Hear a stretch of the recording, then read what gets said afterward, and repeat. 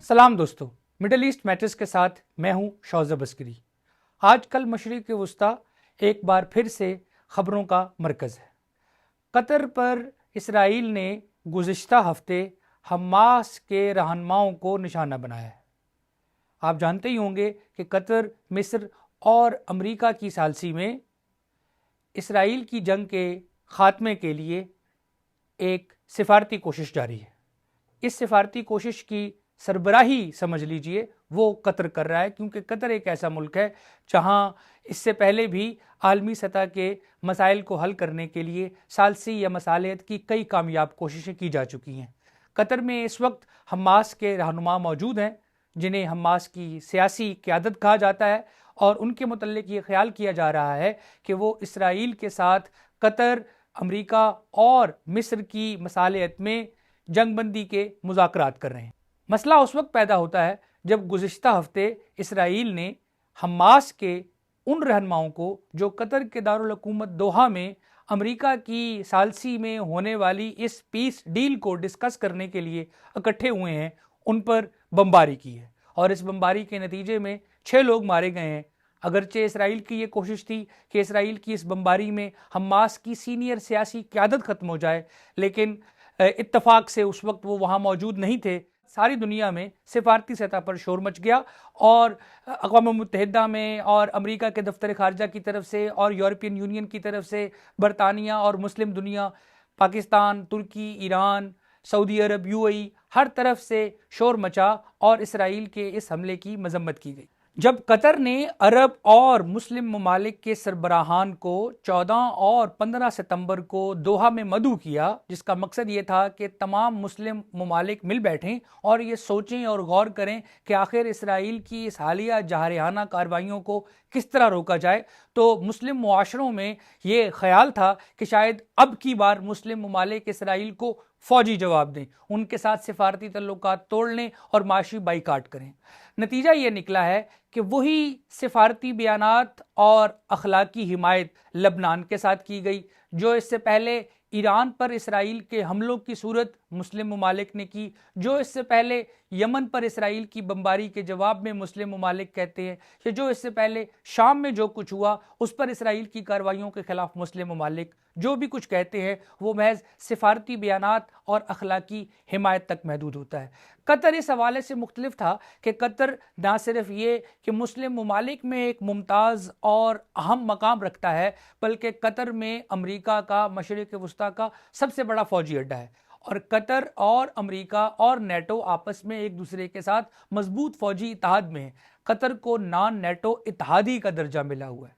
अब जब एक ऐसे मुल्क पर इसराइल ने एकतरफा फौजी कार्रवाई की तो सबको लग रहा था कि शायद अमेरिका इस हमले पर नाराज हो, लेकिन आज जब हम इस हमले के एक हफ्ते के बाद बैठे हुए हैं तो हमें यह अंदाज़ा हो रहा है कि ना सिर्फ ये कि अमेरिका इस हमले की हिमायत कर रहा है, बल्कि अमेरिका इसराइल के इस इकदाम की भी हिमायत करता है कि वो आइंदा भी हमास के रहनुमाओं को खित्ते में किसी भी जगह निशाना बनाएंगे।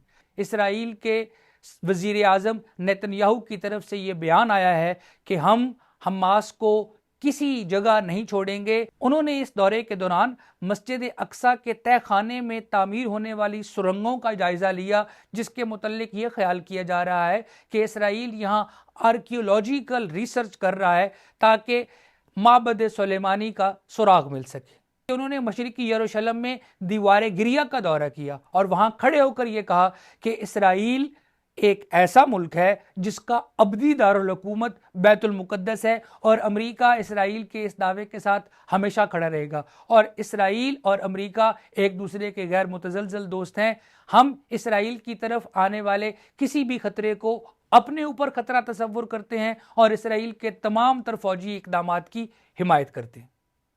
इससे यह वाज़ेह तो हो चुका है कि इसराइल और अमेरिका दरअसल एक ही सिक्के के दो रुख हैं, और मुस्लिम ममालिक कतर में दोहा पर होने वाली बमबारी के बाद भी इस धोखे का शिकार है कि शायद अमेरिका खित्ते में कोई सिक्योरिटी गारंटर है, या वो कभी किसी तरीके से कोई आज़ाद और ख़ुद मुख्तार फ़लस्तीनी रियासत कायम करवाने में कोई कामयाब सिफारतकारी का किरदार अदा करेगा।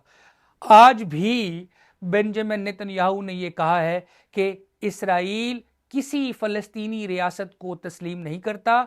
वो जल्दी मगरबी किनारे को इसराइली रियासत में ज़म करेंगे, वो जल्दी गज़ा शहर को तबाह कर देंगे और गज़ा के बाशिंदों को वहाँ से निकाल बाहर करेंगे। आज ही इसराइल के वज़ीर दाखिला ने कहा है कि गज़ा में इसराइली पुलिस का एक बहुत बड़ा हेडक्वार्टर तामीर किया जाएगा।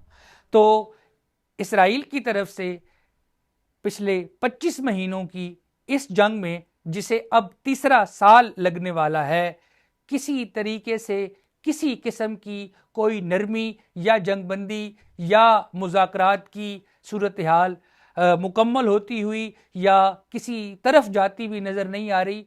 इस हालिया पेशरफ्त के दौरान जो एक दिलचस्प चीज़ हमारे सामने आई वो ये कि इसराइल के वज़ीर आज़म बेंजामिन नेतन्याहू ने कतर पर अपने हमलों के दिफा के लिए बार बार पाकिस्तान का हवाला दिया।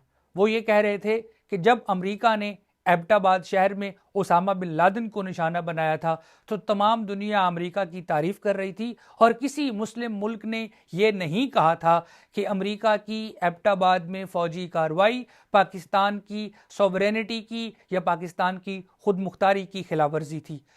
उन्हें यह समझ नहीं आ रही कि पाकिस्तान उस जंग में अमेरिका का इत्तेहादी था और अलकायदा की बड़ी क़यादत को पकड़ने में और पकड़ कर गिरफ्तार करके अमेरिका के हवाले करने में पाकिस्तान का अमली किरदार शामिल था।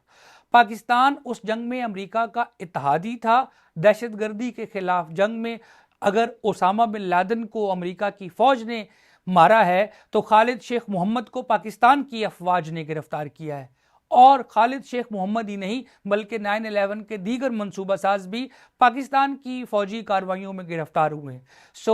एबटाबाद में ओसामा बिन लादेन की हलाकत और पाकिस्तान की इस पर खामोशी या ये कहना कि हम अमेरिका को इसके लिए मुबारकबाद पेश करते हैं, वो ये साबित करती है कि पाकिस्तान ना तो अलकायदा को अपने यहाँ मेहमान के तौर पर ठहराया हुआ था और ना पाकिस्तान अलकायदा और अमेरिका के दरमियान किसी तरह की कोई सालसी कर रहा था और ना ही अलकायदा की कोई सियासी क़यादत वजूद रखती है। जबकि हमास एक ऐसी सियासी मज़ाहमती तहरीक है जिसकी एक इंतखाबी तारीख है। 2006 में गज़ा में इस्माइल हानिया जब वज़ीर आज़म बने थे तो वो एक इंतखाबी अमल के नतीजे में वज़ीर आज़म बने थे। और इसराइल ये भी भूल जाता है कि हमास को दुनिया के अक्सरीती ममालिक फ़लस्तीनियों की नुमाइंदा सियासी और मज़ाहमती तहरीक मानते हैं। तमाम दुनिया अलकायदा को दहशतगर्द कहती है। हमास से मुतल्लिक ये रवैया यूरोपियन यूनियन का है, अमेरिका का है या इसराइल का है। बहुत सारे मुस्लिम ममालिक और बहुत से अफ्रीकी ममालिक और दीगर तरक्की पजीर ममालिक हमास को एक सियासी तंजीम के तौर पर मानते हैं।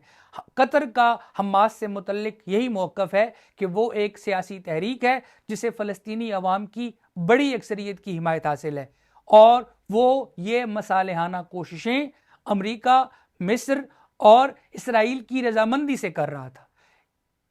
इससे पहले जदीद इंसानी तारीख में ऐसी मिसाल नहीं मिलती कि किसी मुज़ाकराती टीम को दूसरी मुज़ाकराती पार्टी ने निशाना बनाया हो और कत्ल करने की कोशिश की हो। हज़ारों साल पहले की जंगल की तारीख में ऐसी मिसालें ज़रूर मिलती हैं जब लोग सिफारतकारों का या सिफारतकारी का या मुज़ाकरातकारी का एहतराम नहीं करते थे। अब की दुनिया बदल चुकी है, मगर इसराइल ने जदीद इंसानियत और आलमी कवानीन की धज्जियाँ बिखेरी हैं। कतर पर हमला करके उसने ये साबित किया है कि वो एक रोग स्टेट है। ये कहना था तमाम मुस्लिम ममालिक का, लेकिन ये महज कहना ही था। इसके जवाब में क्या मुस्लिम ममालिक कोई फ़ौजी कार्रवाई करेंगे, गज़ा के लोगों की हिमायत के लिए कोई फ़ौज भेजेंगे? क्या इसराइल को रोकने के लिए सिफारती बाइकाट करेंगे? क्या मराकश, UAE, बहरीन और उर्दन और मिस्र जैसे ममालिक जिनके इसराइल के साथ सिफारती तल्लुकात हैं, तुर्किया भी इसमें शामिल है, वो इसराइल के साथ डिप्लोमेटिक तल्लुकात तोड़ देंगे? ऐसी कोई बात कतर में होने वाली दोहा इस्लामी सरबराही कॉन्फ्रेंस के नतीजे में सामने नहीं आई।